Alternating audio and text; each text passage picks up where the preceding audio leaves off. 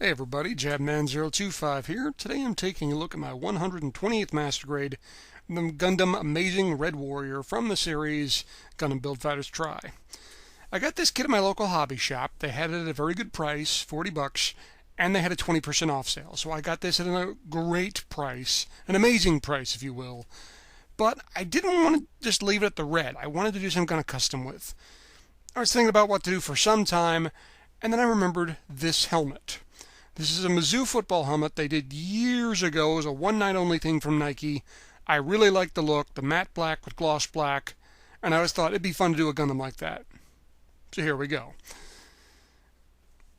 And you can see what I've done here is I've taken all the parts I'm going to paint, 90% of which are red, obviously, but there are some white parts, there are some yellow parts, there are some parts that I'm going to change wholesale to black, pretty much all across the board. Here you go. Gloss black from Tamiya. Put a gloss top coat on top of that. Really got a high shine gloss. Thick gloss. Really wanted this thing to shine. For the frame, I decided to repaint that too, just to make my life more difficult. I repainted the whole thing in gunmetal. The only thing that has the black built into it is the chest piece, those black pieces on the front. So that I had to paint ahead of time. But everything else, then I could just paint gunmetal as I go. And here you see the entire frame laid out. This is the RX-78 version 2.0 frame. The torso is obviously a little different because there is no core fighter. And torso kind of reminds me of the Origin kit. But I guess since this came first, the Origin reminds me of the Red Warrior. Never mind. To do the hand, I took the entire plate off. And I spray painted the entire plate, the entire tree, everything, which I usually don't do. But on a 2.0 hand, repainting each individual piece would drive you crazy. So I spray painted the whole thing, put it all together, and then I went in and fixed all the little nub marks, repainted over those. So I don't have to repaint each individual thing. I just got to repaint little dots and little marks and whatnot. But turned out good. Now, to get this gloss matte black finish, parts of this thing will be covered up. You can see I've covered up the V-fin with painter's tape, so the front is going to go matte, but the antennae or V-fins will be gloss. And you can see other parts. I've got pinstripe tape, which I've taped over certain parts of it. On the legs, on the arms, on the shoulders, on the front and back part of the skirt armor. Other parts, however, like you see those thighs there, I'm just changing the whole thing to matte black. The frame, I'm changing the whole thing, or the chest frame, I'm changing the whole thing to matte black. The feet, you can see I went a little crazy there and put 4 pinstripes on them. But certain parts I've taken off, like these here, I'm going to leave them gloss, not changing them at all. And here you can see the pinstripe tape I got. This stuff wasn't cheap. They usually use this on cars, and they give me way more than I'll ever need, but maybe I'll use it in the future. Here you can see the head put all together, and I went with red eyes. It comes with a clear piece there, so I went black and then with clear red on top of that. Tommy again. And I thought the red eyes would look good on the black frame. The red camera in the back. There's also a camera in the front, which you don't need because it gets covered up, so I painted that for no reason, but oh well. No one needs to know that except those who were just listening to me. Shut up. But yeah, looks good. I can see why a lot of people did the Optimus Prime conversion on this thing. He does kind of look a little bit like Optimus, but everyone was doing that and I didn't want to. And here you can see them all put together. There's a double-edged sword with this kit. If you just look at it from afar, it just looks like a standard black repaint. Big whoop. But if you go in and you look at the details, you can see the stripes there on the chest. You can see the stripes on the leg, on the skirt armor. You can see certain points like the knee I left completely gloss. I didn't change anything. The front of the front parts for the foot, the pistons, I left completely gloss. A lot of the caps on the side I left completely gloss. Other parts I went completely matte.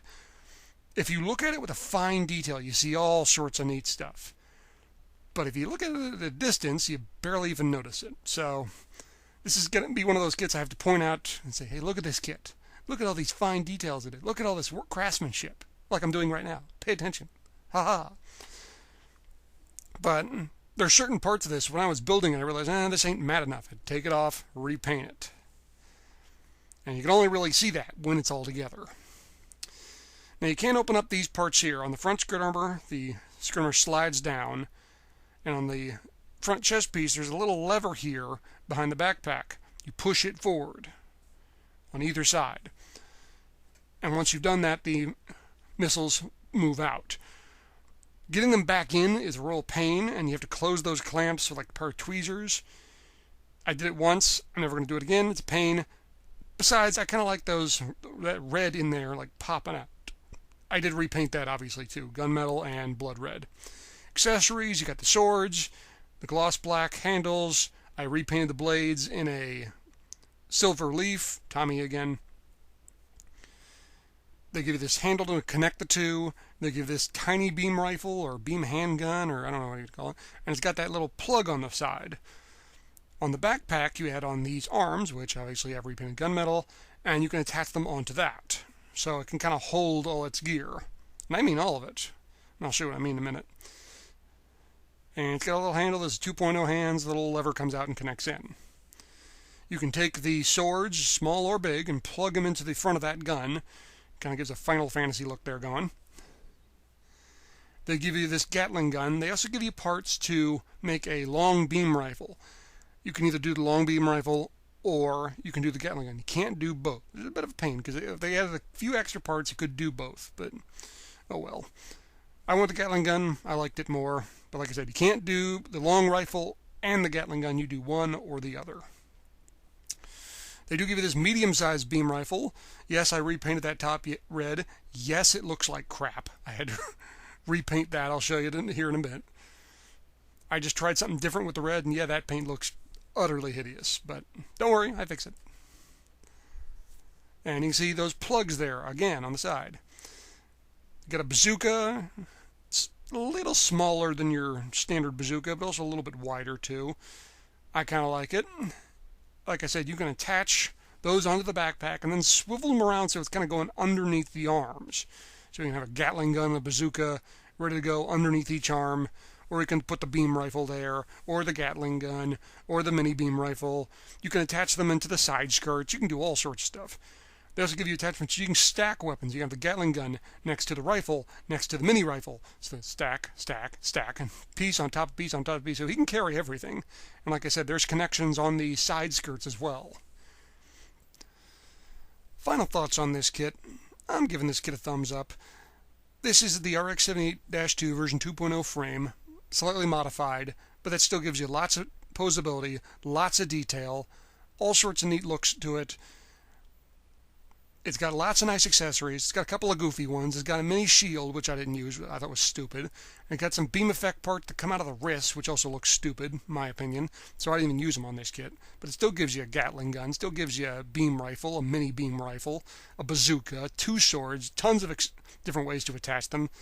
All sorts of different options you can do. Posability is galore with this kit. It's a poser's kit right off the bat. Lots of options. I didn't like the look of it. I didn't like the red, so I repainted it. I'm happy with this custom. I think it's different. Like I said, it's not a kit that really grabs you when you walk by, but the more you look at, the more you find, which I like. Special shout out to Ed from Gundam 00 Reviews. He gave me some pointers on how to photograph this thing to make it look its best. He's the best gun photographer I know, so he's the guy I went to, and he gave me some good ideas. So thanks a lot, Ed. Well, guys, thanks for watching. I hope you enjoyed this review. I hope you found it informative. If you got any questions, please ask them. I will answer them as best I can, and please stay tuned for more. I always got more reviews coming. See you next time, guys. Oh, and one more thing. Oh, purr. You know what would be really cool? Oh, purr. If you added some like red blinky lights to the front. Oh, purr. Maybe a sweet cape. Oh, purr. Yeah, that'd be pretty wizard.